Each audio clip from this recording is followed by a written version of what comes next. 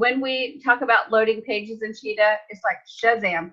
And it's not like only Shazam, but when you look at the mobile, it's like Shazamier. I don't even know if that's, you can use that as a word, but it's like even better, because the mobile is now way easier to play with and do stuff with, and it's just prettier. The mobile's prettier without the effort you had to do with Pixel Perfect. You know, I'll never bash Pixel Perfect and the way that Pixel Perfect works, because I love it. But getting that mobile exactly the way you wanted it was work. That's all it was work. But with Cheetah, it's like, whoop, there it is. It's like, holy cow, I wasn't even ready yet. It's ready.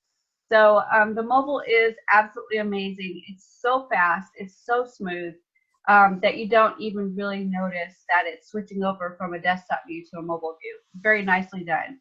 And then, of course, we can build really, really fast. We have those panels, which to me are just another word for banners, right? We use banners in Pixel Perfect. We use panels in Cheetah.